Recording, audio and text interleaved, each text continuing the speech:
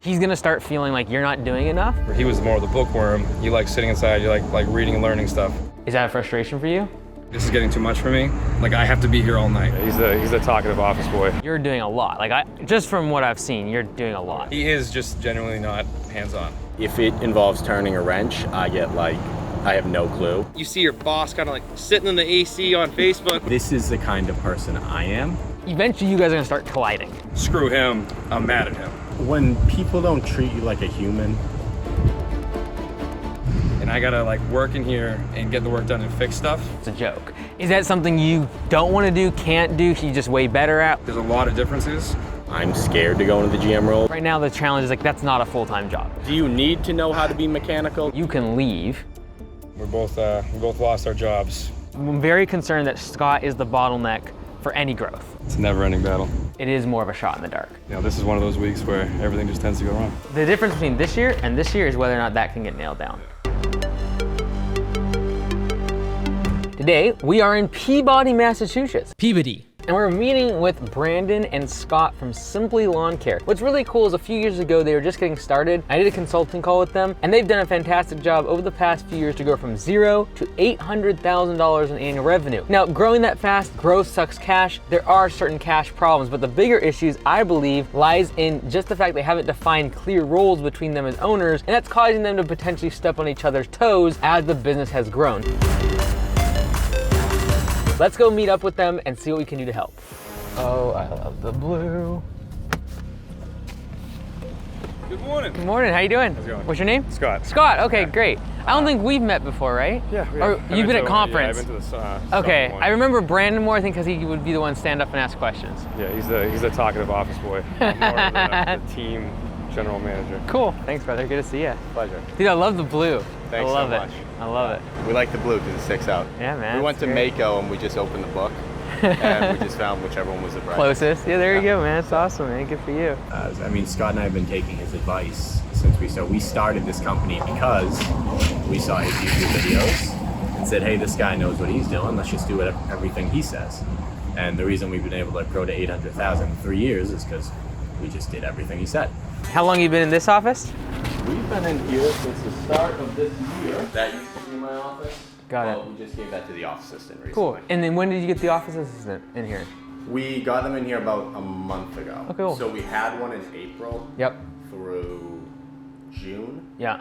and then I let him go. Okay. Honestly, it was a mistake. Yeah. Should have kept him. Was it your first one though, right? Yes. Yeah, yeah. So. Then Oh, we you made a hired- mistake. You let him go, and you think you should have kept him. Yeah, I should have kept him. Why that? I was scared of the growth, and I didn't realize how much help I needed. Got it. So I was like. Oh, you thought you could do without him, then he left. He needed to do 30 hours of work a week at his pace. I could do it in 20. Got it. And I was like, oh, I'll just do his 20 and all my other work and we'll be fine. We got to like 30 and I'm getting like nothing done but basic office work. Right. And like we still have a bunch of stuff that needs to be fixed. How's the new assistant doing? Pretty good? She's doing great. Yeah. It's like weird. 20 hours a week that she comes in? Oh, and she kinda works helps? 40. Okay, cool. Okay. How much do you have to pay for this space? It's really nice. So in total it's 2,300. Okay. Which, I know, this it's, area- in this market, I get it. Yeah. It's similar to ours. I know.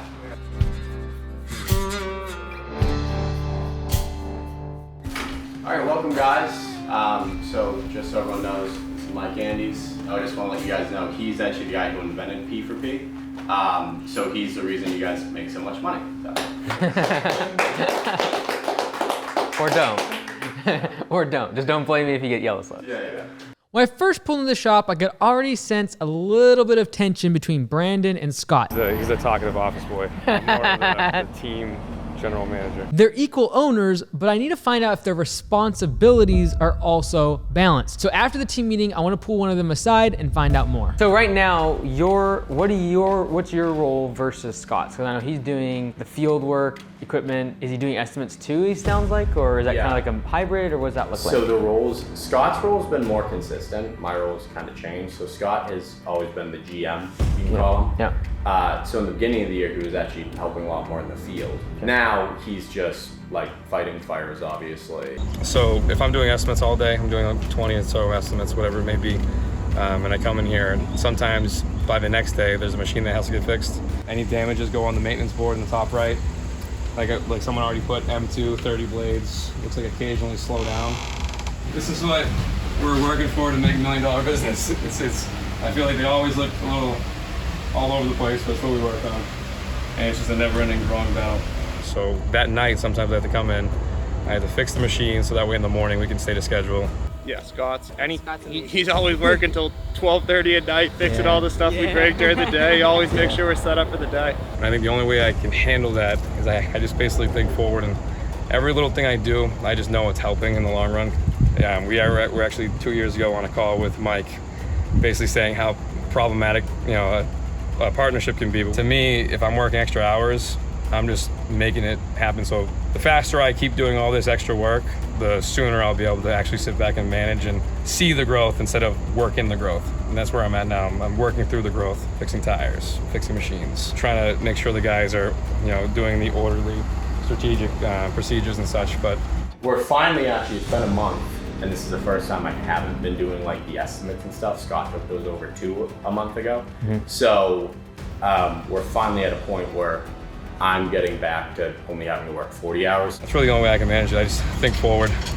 Don't let myself get caught up in the 90-hour work weeks or even more than that sometimes. So really what we're trying to figure out right now is like what I should be doing. So Lily, what's she do versus you? Because like it sounds like you're doing the estimates virtually, you're putting together the estimates. She's obviously like taking phone calls, emails, etc. Now what she's doing is she's still taking all the calls, she's handling all the emails. Anything to do with like customer facing, she's handling, and then I'm just kind of. And so from Scott's perspective, does he feel overwhelmed? Because you're probably trying to find out what you're now going to do. What do you think that's going to be? Because if she's doing all the office stuff, he's doing field equipment maintenance. What do you think your role is going to become? And it's like one of those things you just kind of toughen up, just deal with. This is one of those weeks where everything just tends to go wrong. I'd say our two biggest issues we're facing is like, what should I be doing and how can we alleviate Scott's schedule? I'm basically a fireman for the job. There's clearly an imbalance of roles and responsibilities here. Brandon hired an office assistant to help him with the admin side of the business. Meanwhile, Scott is completely overwhelmed with all the work in the operations and the sales side. We need to figure out a way for Brandon to be able to help Scott alleviate some of the stress and take some of that burden that he's currently falling under. What's your strengths? Because right now I feel like you're mostly doing admin. Is that what you want to do? Because that's not a bad thing. It's like down the road, that probably becomes head of quote unquote command center. Yep.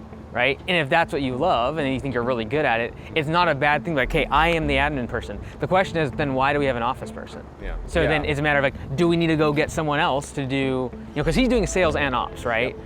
And then the question needs to be, is he a better ops person or is he a better salesperson? If he's a better salesperson, we should get him out doing sales, and you should probably get that guy that you think is gonna be a GM one day to be ops. We're running like an 18% profit margin, but after the balance sheet, we're down to like, I 100% agree. And that's the thing, because like even if you take that what I just said there, it's too top heavy for this size of business. And even having like right now, him, you, and a third person on, and then 6 people, 7 people out in the field, that's already top heavy, right? And right now, it's just a matter of he's juggling it and it's working because he's kind of in the field, he's kind of doing everything. And that's what's required, honestly, to get to 800,000. One thing is like, we always call Scott whenever we have an issue and everything. I think just making it more, call your employees, work with each other and stuff like that, just making that more of a, like an option. I don't think people really realize that. Like Frank, I just trained a guy, Frank. I told him if you ever have any issues, call me. He's texted me, called me like 4 different times, like the last couple days. Like, but like instead of, you would have probably called Scott and Brandon instead. It's like, I just think that sort of stuff is we can start doing, because like we know we mow the lawns every day. We know if the mow crews get switched up, and you just go call the other mow team, hey, what do you guys normally do for this one? So I think that's something more we can incorporate in the company, is just like balancing off each other.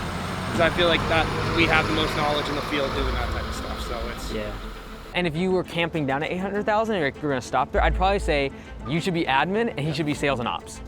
You can make it really profitable.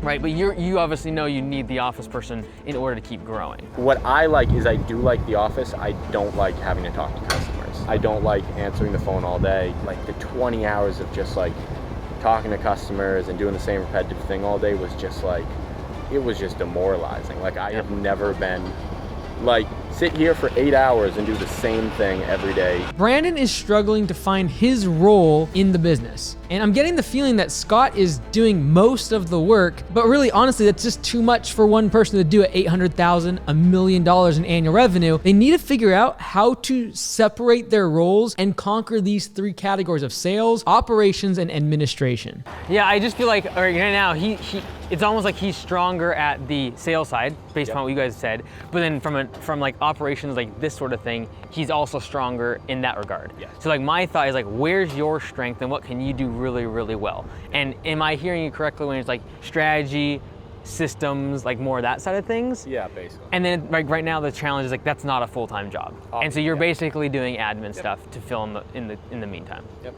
Because like how I see it is like you got admin, you have operations, and then you have sales, right? He's handling sales.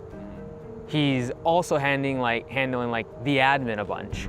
And so there's a big piece of operations still. And so what I'm seeing is a business that is like, if Scott's not here, it all will fall apart. That's essentially like my concern. You know, the delineation between the 3 of you, like with the office person, could be pretty simple. It's like, she's office, your sales, your ops, or whatever it is, like whatever the 3 are. You know, I struggle because right now it sounds to me like you are really good at sales, but you're also the ops person. And that's the part that I think is gonna be the bottleneck. Because as you keep growing the team, ops becomes like its own thing. Just managing the guys, making sure there's always a flat tire. That's that constant, like, it's like once I have like one bounce off track, it's not like it just takes that 20 minutes. Somehow it tends to take like the 40 minutes. It's always added time somehow, where it's like, gotta come back here, grab this, grab that, go to them, fix that for them, or even like bring another machine so they can keep going to stay on schedule. Yeah. So let's do like, we got great equipment, not like anything breaks, call Scott, he'll come out with a new weed whacker, it's that simple. Is that something you don't want to do, can't do, he's just way better at? Like, why can't you take the daily stuff? I can do it. He's definitely better than me at it. Like, you have a really strong admin person. Like for example, for me, Liz was really good at the office. Eventually she did admin and ops for me, right? Because she was great at the office, and I'm like, okay, she's really good at this stuff. I'm gonna give her all the ops stuff, so throughout the day people are contacting her. So either you have a really, really strong office person, or you have an incredible GM. And right now it's the incredible GM that's carrying the load, and that will be your bottleneck at $1 million. Because you'll just have so many guys throughout the day, all you'll be able to do is ops, you will not be able to do sales. You've got to split ops and sales. Like, you guys have just done really good off the back of you guys working crazy hours, right? And so now it's a matter of like delineating those 3 roles: admin, ops, sales. The guys, they look to you as the manager, like when someone's calling out for the day, do they contact you? Yeah, I'm the first contact. The number one thing like that makes me feel comfortable on the job sites is anytime I have a question, call Scott, FaceTime him, tell me exactly do it. Like that's what I did earlier, the hill, like it's my first day on the stander. I felt a little nervous with the hill, called Scott, just push him out, you're gonna be good, man. So no, that's it. Don't worry when you got it.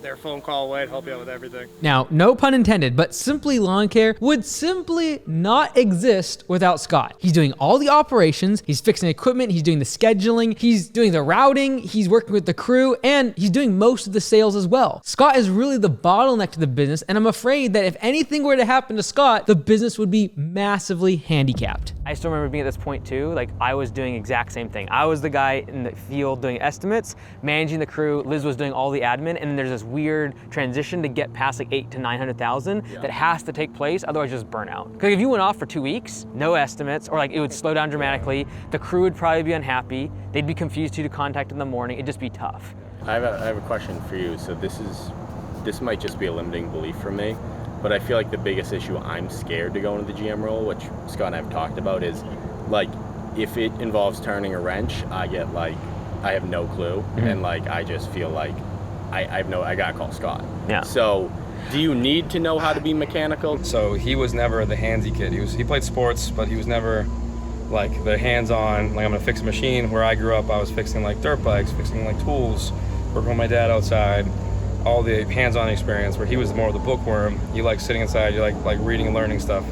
So I think we just never learned. So trying to teach him early on, it came down to the fact that we separated and goes, all right, I'm gonna stop trying to teach you, because what it was causing a lot of issues, because he is just genuinely not hands-on. It comes down to that. So he's obviously afraid to take on the role of having to do that. So it's kind of the struggles we're having. I wouldn't recommend the GM being a role at $1 million. right? GM in my mind is someone that can get you at 800,000 and manage everything. They're the general manager, and that's what you've been so far. And I think that's been a role that's served you well. But like getting past that, a general manager can't do ops and sales. And so I wouldn't call it a limiting belief as much as just like a delineation of roles. Yeah. I just look at operations manager, you have your salesperson, and you have your admin person, right? And ideally the admin is covered by your office person, right? Because then you guys can cut that out and be like, okay, now we're just gonna focus on selling, because 20 estimates a week, plus all the ones that you're doing virtually, that's like a part-time job. Just that, right? You know, now it's a part-time job, but if you guys are gonna go to 1.5, that becomes a full-time job. Estimator is a full-time job. If you're gonna go past $1 million, you gotta separate operations and sales. Having him give the advice that he went through helps us kind of put ourselves in the right direction. Because what happens is when you're listening to everyone, it gets mumbled around, which is what's happened to us. We hear a lot of things, we try it, trial and error, and then we try something else, we trial and error. So a couple pointed in the right direction, kind of things like today, it helps. Once a business starts to get close to $1 million in annual revenue, they a lot of times will spin their wheels there and get stuck in terms of growth. In order to cross that 7-figure threshold, you need to have clear roles and responsibilities of the management and the owners. Operations and sales is obviously something Scott is really, really good at. And I'm struggling to see exactly what Brandon is going to do and what his role is going to be in the future of the business. At 1.5, you almost have someone who's governed for mechanic stuff, right? Ops manager and a general manager. Right, exactly. Uh-oh, we got a problem? No way. What happens on a great day? Flat tire. Oh no. The longer I'm here, the more I can see just how much this business relies on Scott. He clearly has too much on his plate, and I'm worried that this could eventually lead to a failed business partnership. I'm very concerned that Scott is the bottleneck for any growth. Yes. And because he's doing so much on operations, he's doing so much on sales, eventually you guys are gonna start colliding. He's gonna start feeling like you're not doing enough, when in reality there's a bunch of admin, you feel like you're basically having to kind of double check everything that's being done on the admin side. But he's gonna start feeling like, okay, I'm doing all the sales, I'm doing all the fulfillment, which is like the actual getting ops done. And so I feel like to go to 1.5, you have to delineate those two roles. Like there's a full-time estimator, they do everything to the sales. And then you have this ops person that is like fully with the crew. They're managing them, they're optimizing the route, they're doing all of that. And then the question just becomes, can you afford to go to that 3-person model, right? And split that, because it costs money. And that's where I know the struggle is right now, and I know exactly what that feels like. Because like, that's why I did sales and ops for so long. Because like, you just don't have the money to like, okay, admin person, estimator, and ops, right? Either that, or you just take over admin, and you don't have an ops person. Like that's the profitable $800,000 thing to do. That's going to be the biggest challenge. It's just creating that ops position, helping create the systems, helping create the accountability, mainly, and delineating what those roles need to be for an office person. I feel like I'm dealing with a lot of analysis by paralysis, where I'm like, do I just, instead of writing out all the training manuals for her and then teaching it, is it better to just sit down with her and just show her it and like basically bank on it's going to work out with her, and not write anything down? The problem is right now you don't know what the training manual should say. Because you haven't done it enough times. Brandon and Scott hired an office person to try and relieve some of the admin side of the business and take that off their plate. Awesome. The problem is they're having a hard time training her, and Brandon's spending a whole bunch of time creating a training manual for her position, when in reality they haven't really even nailed down exactly what system she's going to follow in that role. Like you guys would probably be really good at like the training manuals, for example, for your guys in the field, because you've done it, like you probably had 50 guys work here. When you've only done 2 people in the office, this is like, it is more of a shot in the dark, right? So I would just not jump to that too soon, because I know, just based on talking to you guys, you're the analytical, to put everything together, put everything in a checklist, which is great, and that'll keep things organized. But if you jump to it too soon, it'll just slow everything down, right? And so, is that a frustration for you?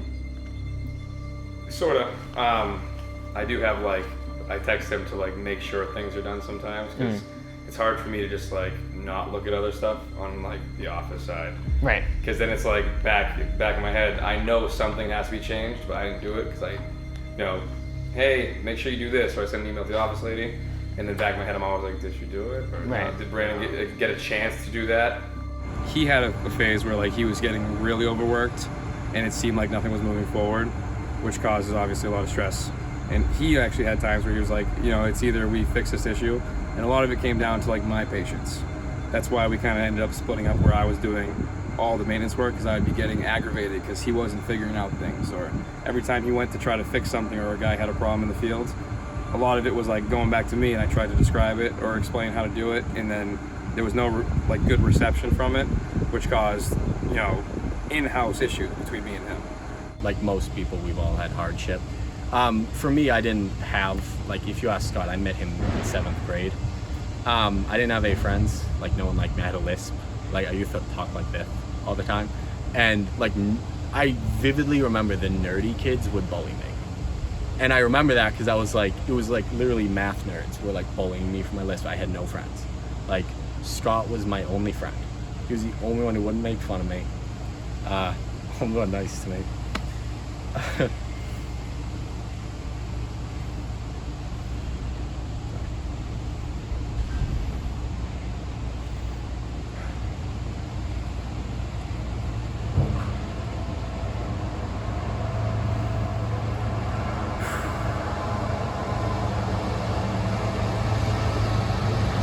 Gotta go back.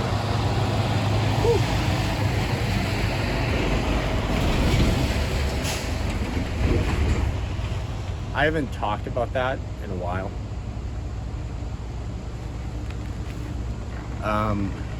But I'm very grateful for Scott.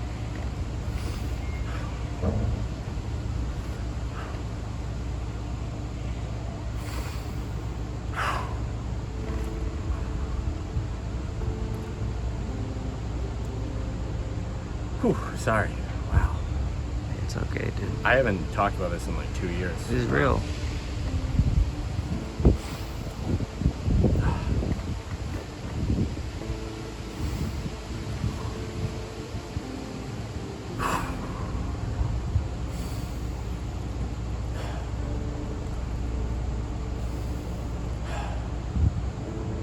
When people don't treat you like a human,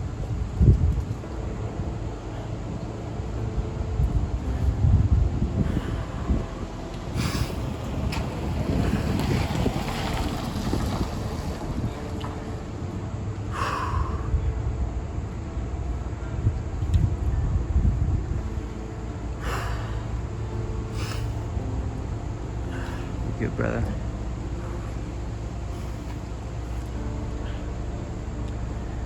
when people don't treat you like a human, and one person does,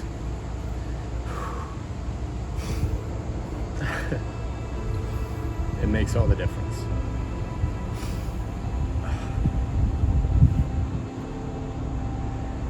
And Scott was that for me. He really was.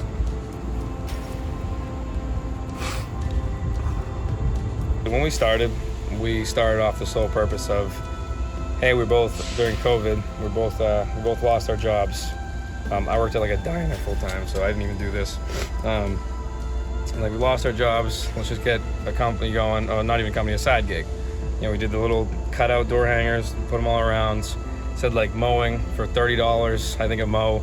So obviously underpaid, but we just banked on the fact that we were a couple college kids that lost our jobs and we're just trying to work. It's funny because when I would talk about this when I was younger, these emotions were the sadness. And when I talk about it now, it's happiness. I was wrong. Scott and Brandon seem like they have a really great partnership. They understand each other well, and they make a conscious effort to make the relationship work. They've had the hard conversations over the past couple years so that this could happen. And honestly, I've just seen too many times where drama and tensions between founders tear the business apart. Again, I'm just gonna get to the point where I'm like, I don't even want to do this anymore. Yeah. If I get stuck back in the admin chair. Yeah. So if that's taking off your plate though, and that's all done, Yep. let's assume she stays here for 6 months and is a rock star. Yep. Then what's your role? Because right now I feel like you're really just checking all admin. Yes. Right, what's your role after that? Brandon is spending so much time double checking the current office person's work. However, Brandon's made it very clear that he doesn't want to do admin work. Direct communication with customers isn't something he's passionate about. Well, Scott and I will obviously discuss it, but I think the best thing would be me to go back into the estimator seat. I mean, again, I'm not terrible. I've been doing it for 3 years. I'm the one who drives. This is my personal car. Yeah. This is it. So let me know if you think this is accurate. Like with the 4L framework, I feel like our biggest issue right now is just leads. Mm-hmm. Like I feel like we have the people who want to move up into leadership roles. Like, we have people who come to the voluntary meeting every Wednesday. Liquidity isn't terrible. Right. I mean, like, we don't have tons of cash, but we're profitable. Yeah. Labor, we're fine too. Like, the hiring, we know exactly the numbers. We know exactly how many people we need. Like, I just feel like we need more leads. Like, if we just got more customers calling in, it's like more cash coming in, I'll just hire more people, and we can start really breaking up these roles better. I think it's accurate, and we can go over it because, like, I know I saw like $33,000 spent on marketing and advertising. That includes like uniforms and stuff, but like that's a fair bit of change. But you've also grown a bunch, right? So like, you know, when you look at that, it's not so bad. The thing I'm thinking about too, though, is like if you expanded leads, it is going to put more pressure on labor. You're going to need more people, and then what that in turn is going to do is put more pressure on leadership, and that's where the delineation of roles is so important. And so one thing I'm going to talk about conferences, like the best way to actually do the 4L framework is work backwards. Figure out leadership, because if you figure out leadership, you'll find better people and you'll be able to retain them better. And if you figure out labor, then you'll have the leads, because they'll be out going out, like good labor trained correctly will go out and get upsells. They're going to go out. By leadership, do you mean the actual leadership qualities, or delineating the leadership? Which one? All of the above. And that is like, okay, we have great leadership, but then we also have very clear roles of those leaders, so we're not stepping on each other's toes, we're not second guessing each other, there's clear lines of communication, because if that's happening, you'll be able to manage twice as many laborers. Right? And that's the part that, like, as you get past 8-9 employees, it'll start to really show the effects. Is like, is leadership not just good, but are there clear roles where everyone's like has their thing that they're doing? And I know right now you're kind of like, okay, let's get more leads. I'll need more laborers, and then I'll be able to fix the leadership problem. And that is definitely a way to think about it. I'm just concerned about doing it that way when you don't have as much cash as you have, right? Because if you had a lot of cash, we'd figure out leads, and then we'd figure out labor, and then you'd go hire a really solid someone for leadership, right? To like to divide the roles. When you have less cash, you usually work backwards. And I was like, okay, here's the clear rules for leadership. By doing so, the ops person is gonna be able to spend more time with our laborers. By spending more time with our laborers, we're gonna now be able to focus more on close ratio, upselling customers, and the leads part usually takes care of itself.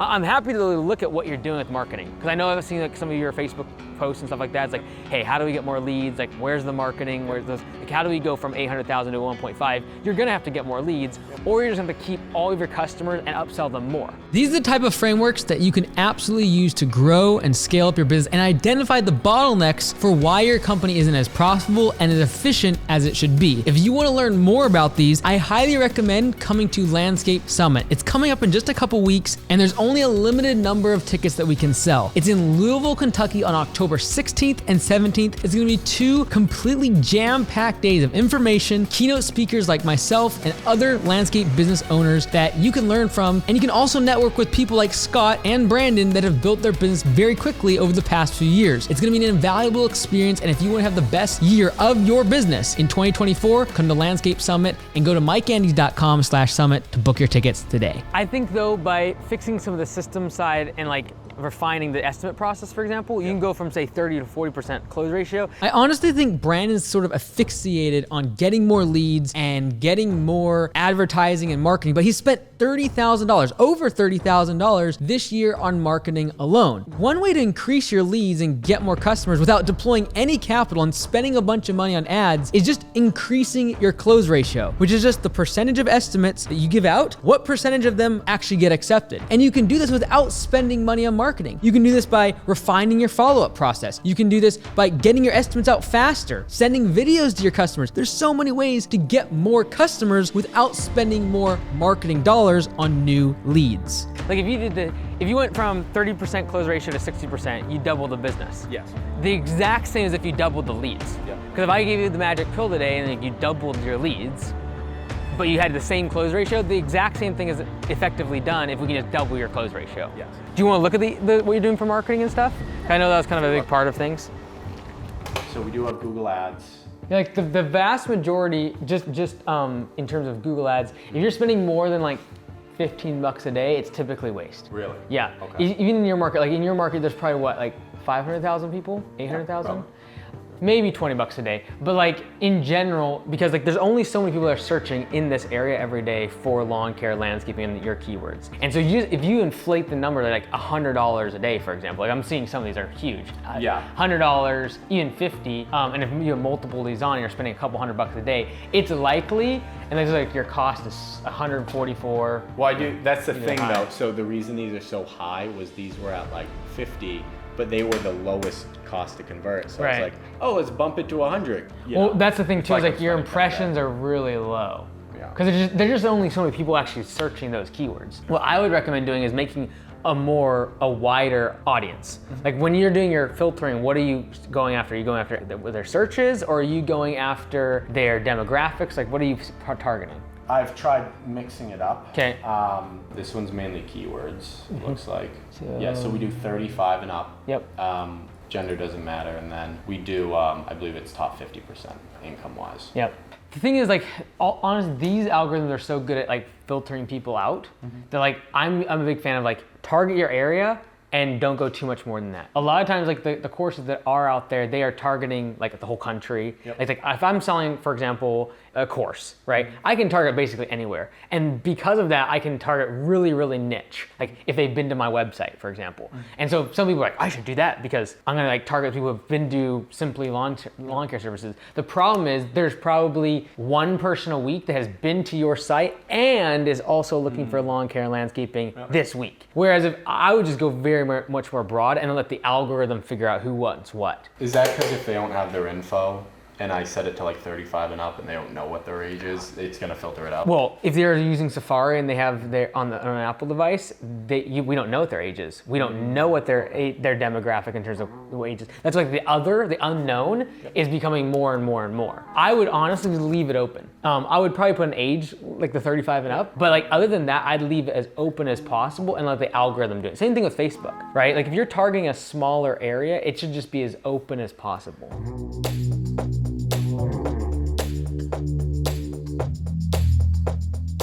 Yard signs though, something I was the bottleneck for with marketing was I thought the old marketing was like dead. I was like, yard signs don't work, door hangers don't work. I'm not super warmed up to door hangers still. We haven't gotten great results, but yard signs have been phenomenal. If you've been trying Facebook, you've been trying Google, and then you find something, just go all in on it, right? And the thing is, it's unsexy to do that. There's no course about like how to put up yard signs. But it's like, look, if that's your best customer acquisition cost, just go all in on it, right? Because like I did yard signs, for example, when I started up in North Carolina, they all got taken within 24 hours. And so, but like it was door hangers. And there's like, once we found that over the course of a few weeks, it was like, just go all in 100% on it. And so like, if that's your thing is yard signs, it's like, okay, great. Instead of spending $1,000 a month on Facebook and Google, I'm gonna spend $1,000 on having someone go part-time and just put out a gazillion of these things across our market. And then people just know us as the guys who have yard signs all over the place. That could potentially lead to a better outcome than trying to figure out Facebook or Google or these other mechanisms that also move very fast. What was working 3 years ago does not work on Facebook.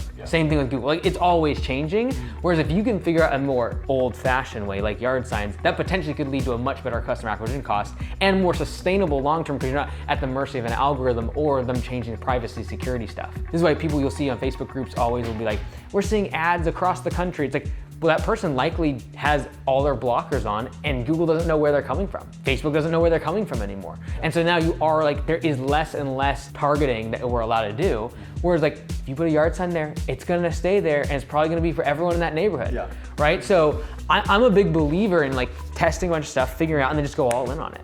Right now, they're spending $30,000 a year on Facebook and Google trying to get cold leads to call them. My question is, would it be better to spend that $30,000 on getting your admin or office worker to fill in the gaps of their day by just calling customers that are in your database, that are warm, they've already reached out to you in the past to do work? You stay top of mind, right? It's even better than text and email. And furthermore, it's like this. How many people can you call versus how many people can you knock on their door? You gotta walk to every single house. And furthermore, everyone in your database is warm. You've done work for them, or at least they've asked for an estimate. So if you have 1,700 people, let's say you do 100 people a week, that means every 3 months they're getting a call just kind of check in. Right? They all know who Simply Lawn Care is. Whereas someone knocking on the door, doing door hanging, or even a yard sign, they're completely cold. Right? And a lot of times that's what we fall into as businesses. We're always going for the new cold lead. When you have 1,700 people, that if 1% of them every week were like, yeah, I need something done, that's 17 new estimates. And so I think a lot of times we're always going for the new shiny like customer when it's like, you got 1,700 people that have done service with you. And if you just convert more of those instead of spending $30,000, $40,000 a year on marketing, that money goes in your pocket. And someone like calling can get 100 of those an hour, no problem. This is the thing, let's say that someone like that isn't a great admin person. Let's say you start running this though, and like, sick. If we do this enough, this is actually, we make more money from an outbound caller of our existing database, right? And all they're doing is, if someone called 100 people, if people called 100 in a day, that'd be like every 3 weeks if you called your entire database, you'd be touching base with them once a month. But you can make sense of that financially, I'd rather spend $750 on that. Well, and furthermore, you can fill the gaps of admin, right? So you have calls coming throughout the day, it's like, okay, well maybe she can't do routing or management, but she can take inbound calls, she can do emails, and then she can fill all her other gaps with this. Well, think about this. If you take $30,000, let's call it 40 for the year, that pays for someone's wages. So that question is all that money we're spending on marketing, advertising on Facebook, Google, etc. If we just deploy that against wages, there could be potentially more return from that, right? And then you're like, well, what if we run out of 1,700 people? Okay, call property managers, call real estate agents that have things on the market that just came up. You can have an alert every single new house that comes on the market, and you give them a property cleanup.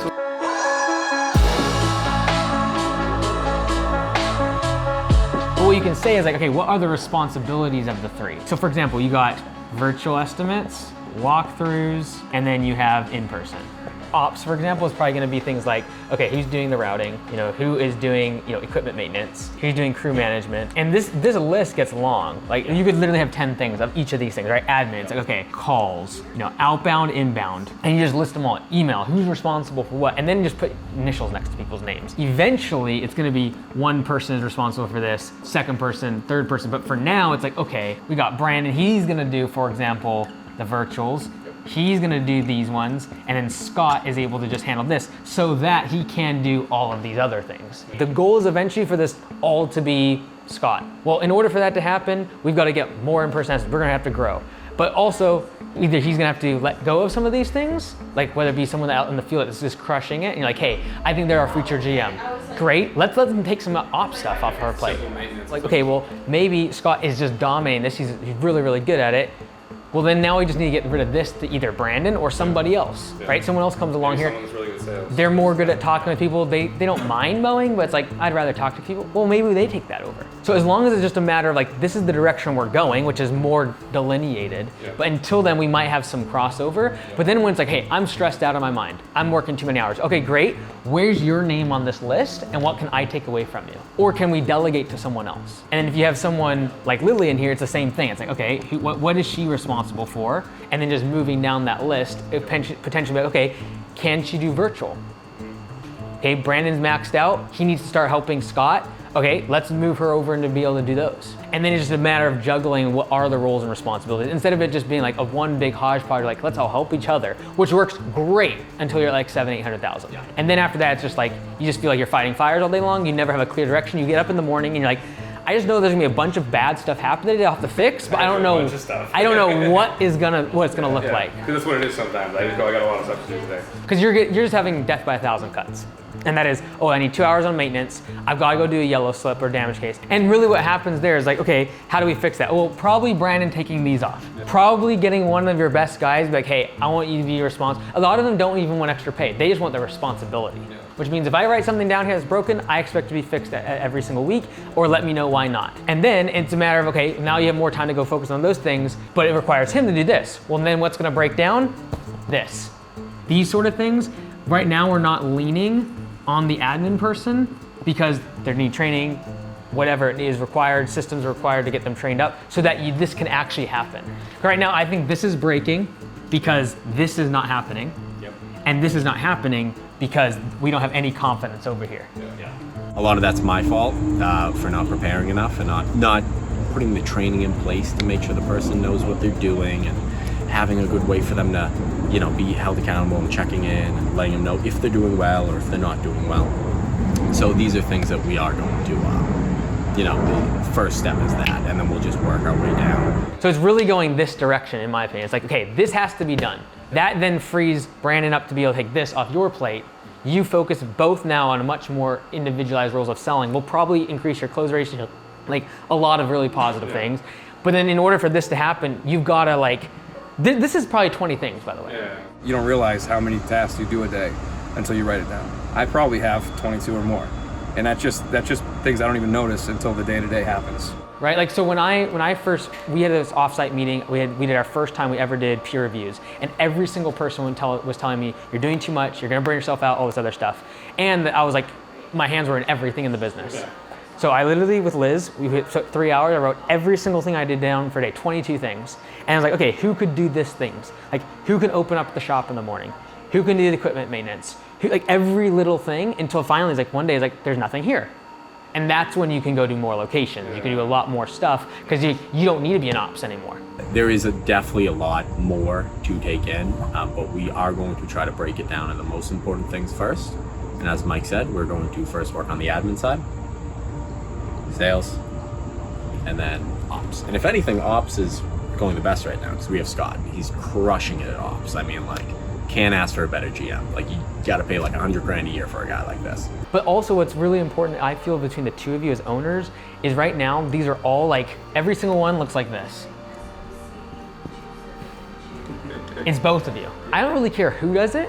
It's more a matter of, is there one person that is, the person that is interviewing? Or is it like, I'm busy today, okay, you did interviews. Like, the back and forth is the key part, because no one knows what they're responsible for, right? And the guys will get confused too. Right, well, he interviewed me, but like, this is the guy like training me. Yeah, but then I'm supposed to call the office? Like, what's that? Yeah. I just like the thought of growth. I don't know. in short, I like to see us growing, and if we keep growing, whether it be in this location or we're expanding, that's my motivation to keep going. If I was at a plateau, which we were in the past, where we were arguing and we didn't settle it, if we didn't settle that, it probably would have been a different story. But I'm happy we did, because now it's just every day I come in and I know we're growing. We have a new hire. Repetition. And just having everyone on the same page, like everyone knows who's doing what, and it's like, okay, I'm training you to do this. In 3 weeks, this needs to go from, Brandon, and if that doesn't happen, there's a problem, right? And being really clear that these are the tasks that we expect you to get done, to be responsible for exclusively, right? Because right now I feel like you're locked up here because you don't have any confidence in this, right? And so we have that's why it is literally like 1, 2, 3. This has to be fixed at all costs. By doing so, that frees up you to do this, which is the virtuals and the walkthroughs, which is going to give him the time to focus on his in-person estimates and really do this well. Yeah. Right? But this is that you have to fix that. So I think having the clear communication, what those timelines look like, and then making hard decisions. Like, the time to do it is the next 4 to 6 months, because you can't do that next spring rush. What I love about doing this is we have the luxury and the opportunity to take people who want that. They want just a consistent place where they can come in, they can work hard, they can learn skills, they can move up, and they can make good money. And I have the responsibility to create that for these people. I love it. I think just the flexibility they have with the schedule. Yeah. Just being able to comfortably talk with your boss, and like, they don't like to, it's nice, like, they don't talk down to you. There's no condescending behavior, nothing at all. Like, for someone who just wants to have a good life, I can give them a great job. I can give them a road to move up, and I can just create that for more people. I mean, I worked hourly wage jobs before this, and I hated it. But then it sucked when the guy who was smoking weed in the back room gets paid the same paycheck as you at the end of the week, and you're like, dude, I was doing his job and mine. They make it seem with the P4P like we're all in this together. Like, you know what I mean? Like, they make money, we make money, we make money. But it's kind of that simple. Like, if you work hard, you will be paid more. If you learn the skills, you will be paid more, and that's something that genuinely makes me happy to see, because they're happy. They never make it seem like we need them. They definitely make it feel like they need us here. It's a team. It's really just a team effort here. We're on a great company that's good pay. It's a fun environment. The customer relations is really strong. In reality, it's not getting boring. Like, nothing's going to get boring. It's always going to be growing. Everyone's going to be getting a new position. It's My biggest issue was like my last company is like you see your boss kind of like sitting in the AC on Facebook when you get back from work, and all he does is like hand out your check, and like they're grinding. Both of them are up all night. Like that's where it knows like I know my boss is outworking me, so it's like I'm gonna try to work as hard as him. They're here. They're here working with us. They didn't hire a bunch of people and just throw us out there so that they can sit back and chill, like you said, in the AC. I don't want to see like the per se numbers. I want to have that like that big company team feeling. Thank you, Scott. Thank you, Brendan. Yeah, I really appreciate you guys. I'm definitely happy that even as a woman, you guys gave me a chance inside of this industry. And I really appreciate how attentive you guys are and how much you guys help. You don't see that nowhere else. The happiness of these people is what makes me emotional now, because they've always been there. When you're trying to like grow a company with a partner, you're never gonna be on the same path. It's like a marriage. And like you gotta understand that not every day it's like a 50-50. You need to be talking to each other, you need to be communicating, and you need to be honest. You need to have really hard conversations. That's where the growth comes from. It's not like, oh, Brandon's, he's slacking today, screw him, I'm mad at him. Like, it shouldn't be like that ever. You know, if you haven't shed tears with your partner, you're not doing a good job. Like, you really aren't, because the conversations aren't hard enough. I'm looking forward to what the future holds for Simply Lawn Care. I really believe that Scott and Brandon have a very special and unique relationship that's actually very difficult to be found when it comes to partners in business. I also think they have a great team. They have systems in place like Pay for Performance that is really gonna set them up for success down the road. The link to them going from $800,000 in annual revenue to $2 million is gonna be whether or not they can figure out these departments and their roles and their responsibilities. And I truly believe they're going to be able to do that. If you wanna come meet Scott, meet Brandon, and talk to other like-minded business owners, I recommend you go to mikeandys.com/summit. Landscape Summit, it's coming up in just a couple weeks, and if you want to get in the same room as 400 plus other like-minded business owners in this industry, you do not want to miss this event. It's in Louisville, October 16th and 17th at the Omni Hotel, and I'm speaking 8 times, but there's a whole bunch of other really great speakers and people that you can network with, and that's going to be the bridge that gets you from where you're at today to where you want the business to become. So book a ticket for yourself, your managers, your spouse, and get on the same page to make 2024 your best year yet. I thought that was better. Okay, cool. Is that it? Let's go.